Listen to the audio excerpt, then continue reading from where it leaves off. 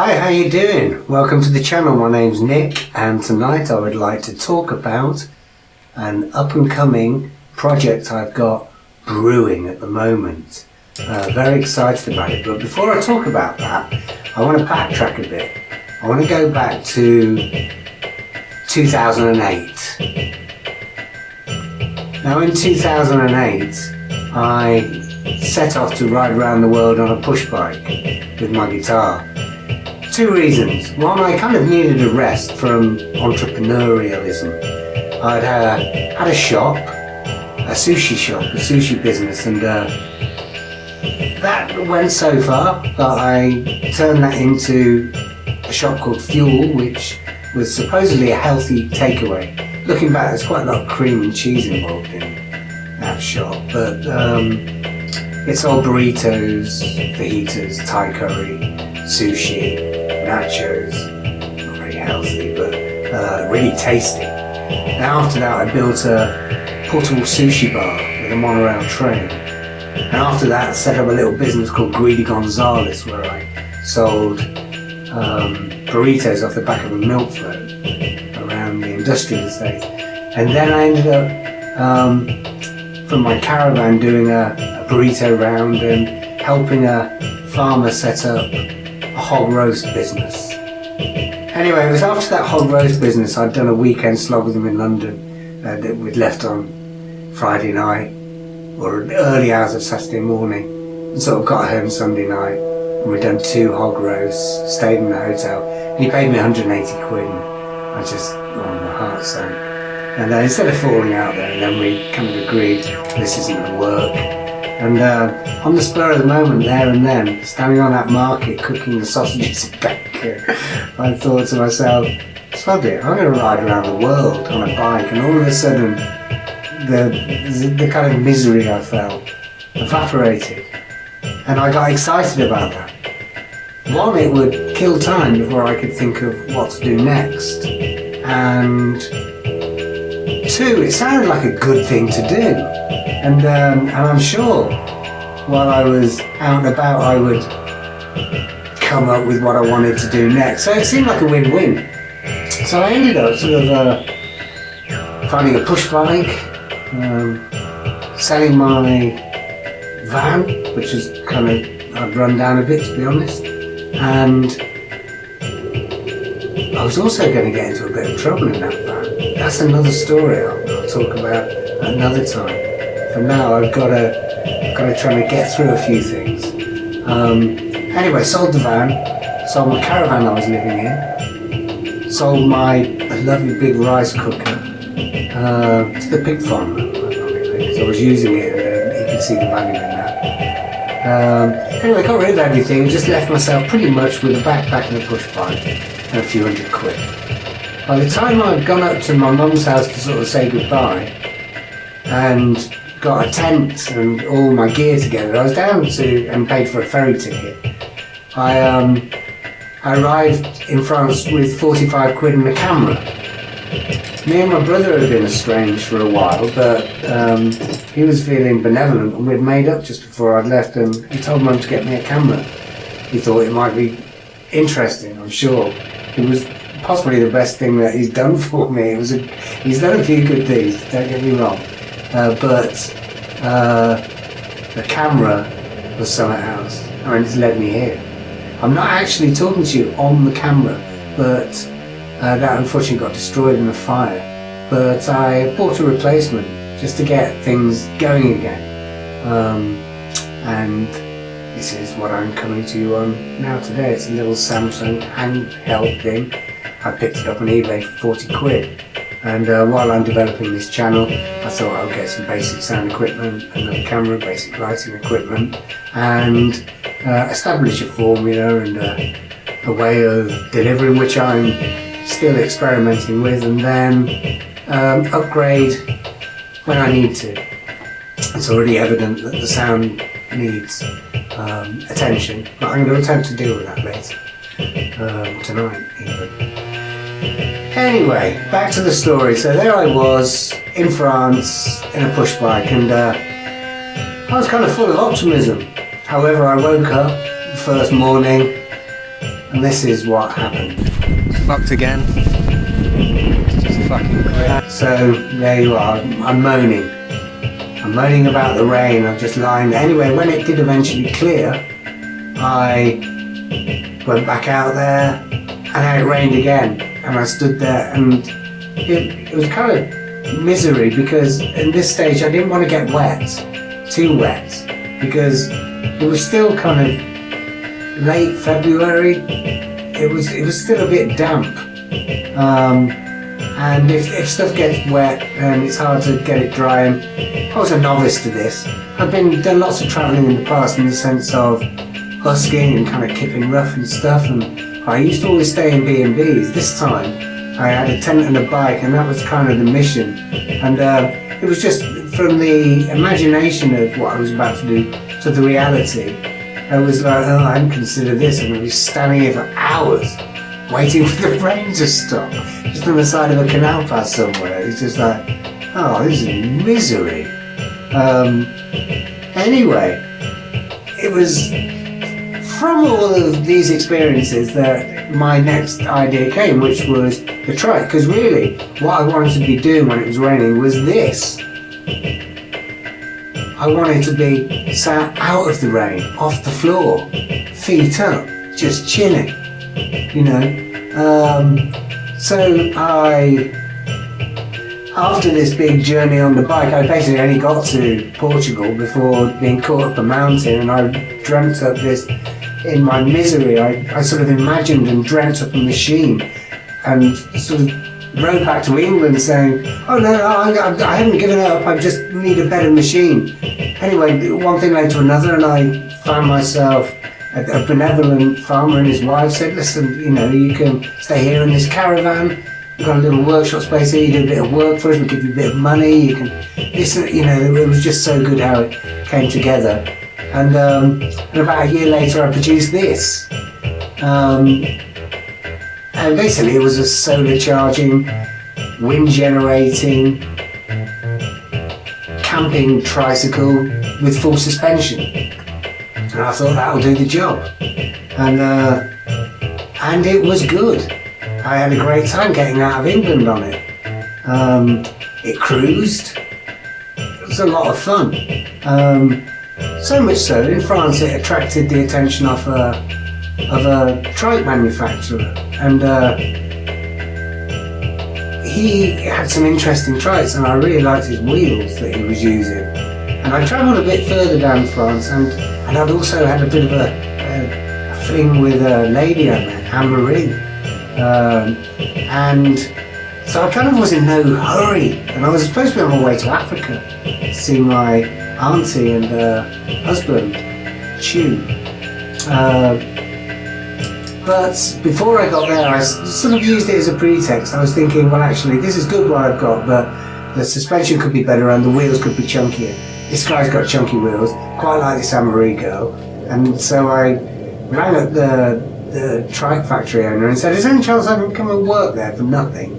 And in exchange, you can help me do my trike up and make it a bit more robust. And he said, yeah, no problem, come.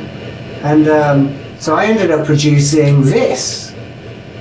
Now, these, you know, it's got its own story, and it's the second one that I made. I kind of moved over what parts I could from my trike and put it onto this trike, and it was good. I liked the suspension. I'm just going to quickly briefly show you a clip of me testing out suspension. Stop it. Whoa! Oh my God!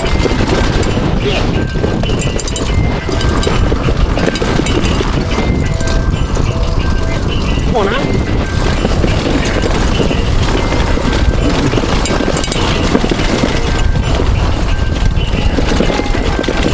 The camera's alright. I'm not getting that one again. So anyway, I took this trike all the way down and over the Pyrenees. The only problem was one of the colts kept on shearing off on the back. I tried a new configuration, and they had enough power and enough battery for the weight of it. It can't be big, it was massive. I ended up crushing that in Spain. Now, with the help of a group, a friendly village, a group of Spanish friends that I met, they let me stay in the church, and together we took the bike apart, straightened it out, welded it back up, and I rode off. And I tried a different configuration with that. I hadn't actually dealt with the drivetrain problem, and it was a bit wonky, and one thing led to another. I ended up offloading that with someone, thinking with all the changes I need to make, I'd be quicker going back to England and making another one, getting a job and just rebuilding another one. That was foolish, because that wasn't true.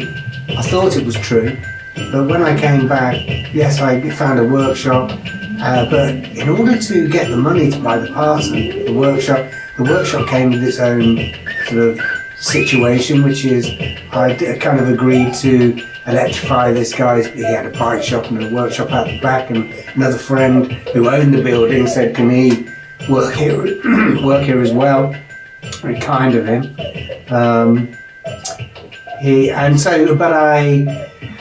People were pulling on my time a little bit, and I realised it was going to take ages, and it wasn't the right environment. Couldn't properly concentrate, and so I ended up asking if I'd go back to Anne-Marie's, and she said yes. And so I took a van load of stuff and bits and bobs I'd got, and some old electric bikes and pieces, pretty much everything I needed to build another one, so I thought. And some new solar cells, and so I went back to Anne-Marie's and had to go building another one. And I did. I ended up building one and bringing it back to England, and that had about 3 or 4 incarnations. The second or third of which I put together and tried to cycle back to France. Unfortunately, I was doing very well, but I got the geometry wrong on the trike, and after about 100 miles, it started to really show. It started to buckle the back wheel. I made it look really good, and I put all the weight over the back. I wasn't thinking straight. And the idea behind the tricycles that I was building was it's got 2 wheels at the front and suspension. That's where you put all your load-bearing weight. And anyway, I put it all over the rear, and so it was buckling wheels like you wouldn't believe. And then, kind of luckily, unluckily, for some reason my passport was missing. So I'd been lifted somehow. I got drunk. This is my fault. Anyway, the passport was gone, so I had to turn around and board the mission. And on the way back, I'd even clad this one as well, so I could ride in the rain. I think it had a windscreen wiper, or it had the attachment. I had the windscreen wiper, I just hadn't wired it up properly. But anyway, a side wind on the A303 hit me big time, and I lost control. I was going about 20 miles an hour. Luckily it was empty at that point, because it blew the back and it blew me into the curb, and I lost. Anyway, I went on 2 wheels and went on its side, and it skidded down the road. Really busy dual carriageway. Luckily it was quiet for that minute, otherwise that would have been a disaster for everyone involved. And I managed to pull it off the road, and I had to do a sleep there the night and try and make a new wheel out of everything. I had spoke some rims, but they were all knackered at this point. Anyway, I got off that road, and the next day the wheel buckled, and I had to call a friend to come, and I took it apart, put it all back on the back of his pickup, and we put a big pile of pretty much scrap outside where I was based at the time. And then I sort of turned it into a quad. I had a trike conversion kit. Ken Rogers, he used to be a motorcycle champion. When he had an accident, or when he was older, I think he suffered from epilepsy, and so he started making these conversion kits to turn bicycles into tricycles. So I had a 1-wheel drive tricycle conversion kit, which I whacked onto this trike, giving me a quad. It had 2 powerful motors up front on the wheels. I was going with these big Magic Pi hub motors, and one through the mid-drive as well, through the gears.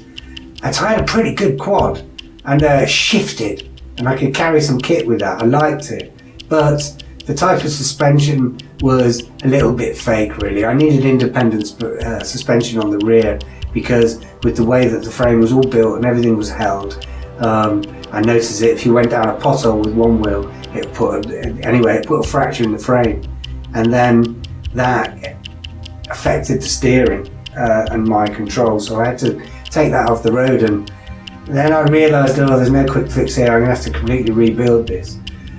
Anyway, it's taken a time, but I'm in the middle of doing that now. I'm painting it at the moment. But something else has just come up. I mean, this is going to be a good trike. Fingers crossed. It's the sum of all the parts. It's everything I've learned in one trike. And I was going to put a trailer on it, and the next time I'm free, I'm basically going to be able to load all of my musical kit on it. I've built it around my musical kit, so it can hold the 2 guitars and all of this electronic equipment I'm making this music for these clips on. Will all go on that. It'll all be solar charged. I'll have a trailer for my tools, a bed in it, all of the normal stuff. Happy days. Especially about Christmas, giving everything. I'd like you to do something for me. Is there any chance you could subscribe to the channel? You don't have to watch it, just subscribe. I think it'll help grow the channel. Turn on the notification bell. Or don't if you think that'll annoy you, but apparently that helps. Give a good old thumbs up if you like this. Quite a long clip, so you'd have to be quite keen to stay to the end of this, or bored, or interested. I'd like to think. Anyway, that's it. I think I'm going to play you out on this. The guy I met on the first trip, he was fantastic. I was busking in this town. I'd showed up in this town called Blay. And the reason I'm going to show it, he was the first person who took me in and gave me hope. And he also gave some meaning to the camera, because vlogging, as it's called now, was not that big in the day, because YouTube wasn't that big. It was still sort of in its infancy, really, and the whole social media thing was. And yeah, so for me travelling through with my guitar, going from town to town and meeting people and using the camera, this guy found it fascinating, and it was great what he had to say. It made me feel really good about what I was doing. So there you are. Enjoy him. Enjoy the holiday season. And I'll see you next time. Bye-bye. Just like a reporter. Yeah. Like a journalist. You understand? Yeah. You're just like a journalist, and it's very interesting because it's like a journal. It's like if you were in the moon or in an adventure. And you film yourself, and it's very interesting because you are the actor. The most interesting thing is not the landscape around you, it's you. What is your adventure? Without very few money, just a guitar and a bike, it's very courageous what you're doing.